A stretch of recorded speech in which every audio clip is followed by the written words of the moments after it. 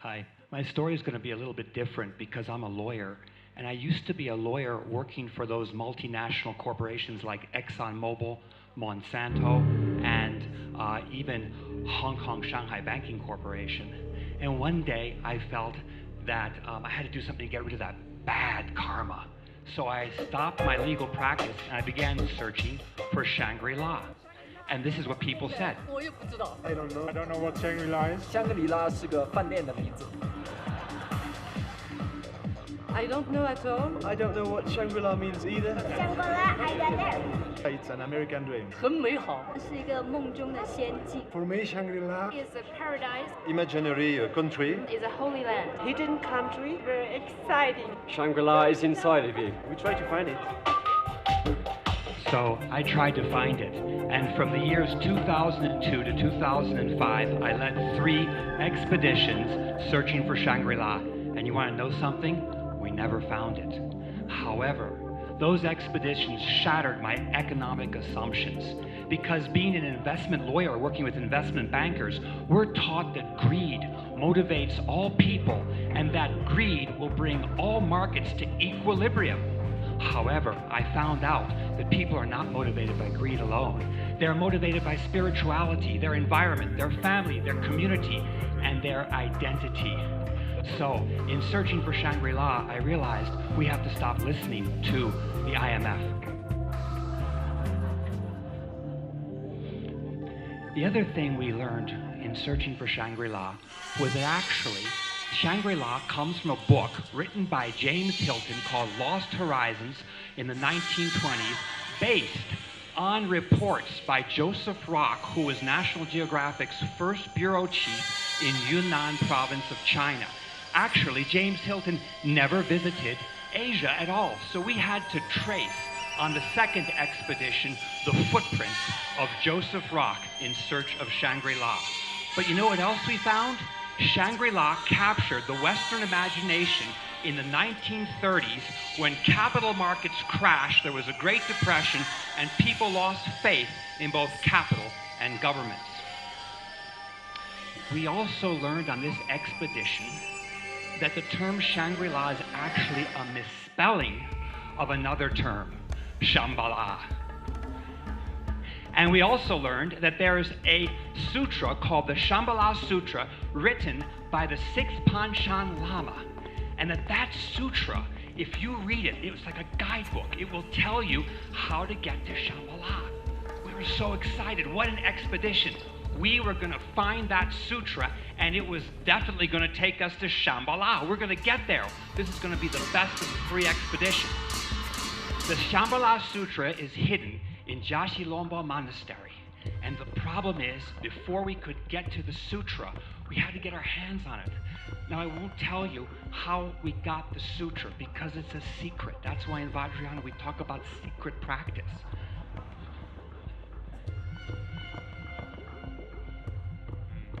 But we got into Jashilombo Monastery, we got our hands on that sutra, and we used the Shambhala Sutra as a map, as a guidebook to take us to Shambhala. And sure enough, it led us across western Tibet, Niri Prefecture, which is the most remote part of Tibet. And we found that sites mentioned in the sutra matched locations. Of course, the sutra says there's a poison lake, and there is a poison lake with alkaline water. There's a demon lake, there's a sacred lake. But most important of all, there's the sacred mountain. And there, suddenly my economics changed again. Because we Westerners are taught that snow-capped mountains are meant to be climbed, and that we should stand on top of them and put flags in them. However, I found that Tibetans pray to snow-capped mountains. Now, we Westerners might think that that's superstition. No, it's science. It's environmental economics.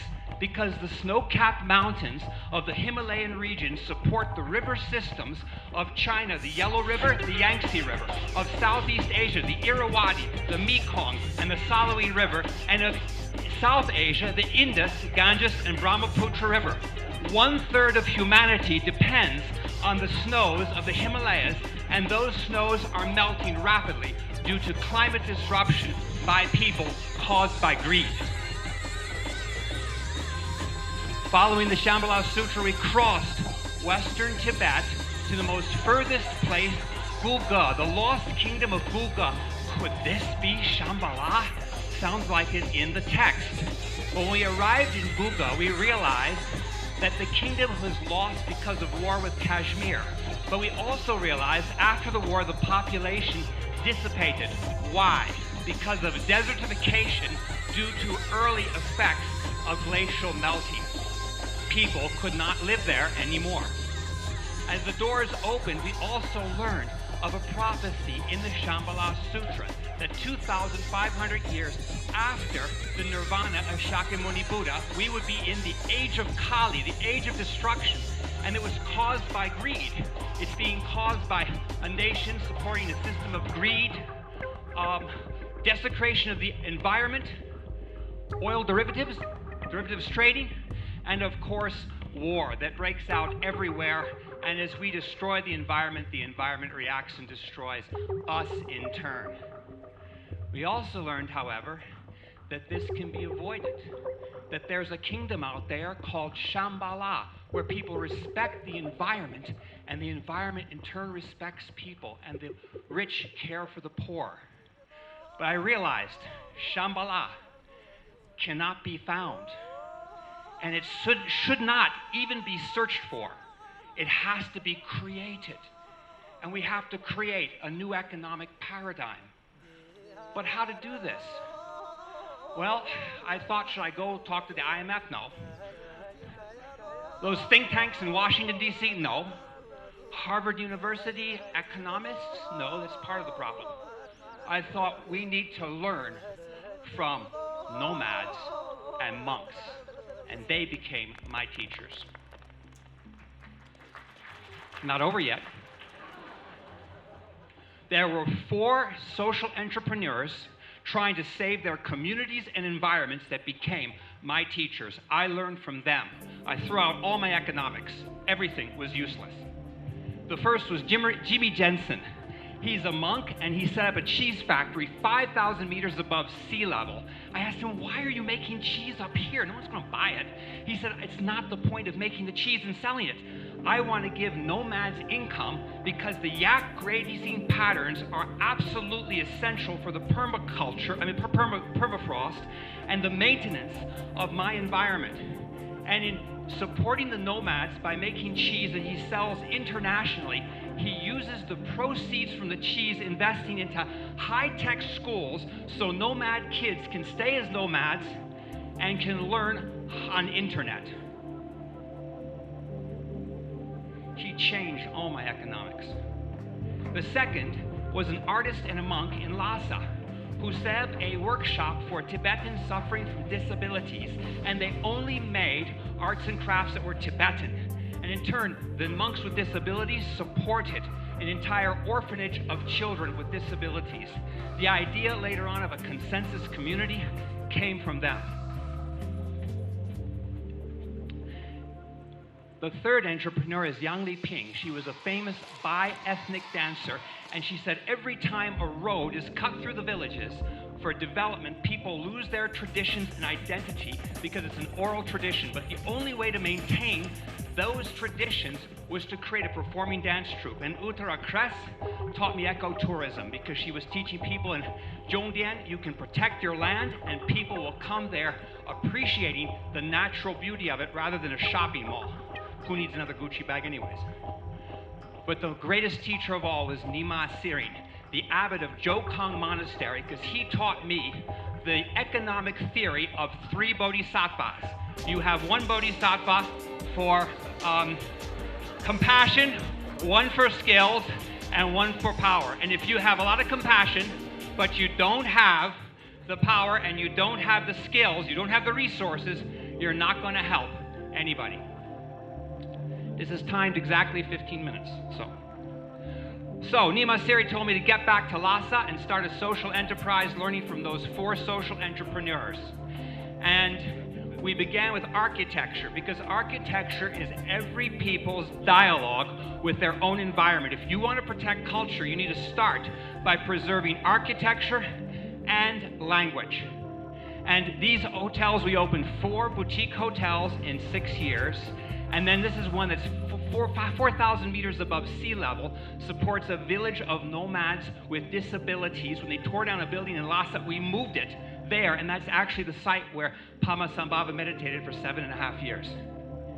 We began to put clinics in monasteries as part of our business, giving the clinics to the monasteries and training monks as paramedics. And you want to know something? Eventually, the Chinese government took away my clinics, and they've now made it regional policy that every monastery must have a clinic. That is the power of inception, of planting an idea like a seed. We began to use our hotels to raise money for eye operations. Within a few years, 3,000 nomads who could not see could see, and I realized that it gives you much more pleasure to give somebody back their sight than to use your money to buy a Gucci bag or a Ferrari or a car. Who needs that stuff? We began to weave tiger rugs because, as you know, the British Raj had bounty hunting, wiped out the Himalayan tiger. Many of the High Lamas used tiger skins for protection before. And of course, Tibetans, realizing they had no tigers, began to weave rugs.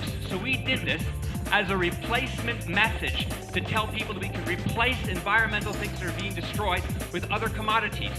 At Rio Plus 20, the heads of state debated, and I was in the room. They could not figure out what was a green economy.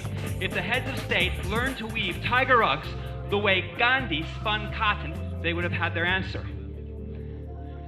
And lastly, we build a school. We give free education to 150 kids that comes out of the profits of the hotels.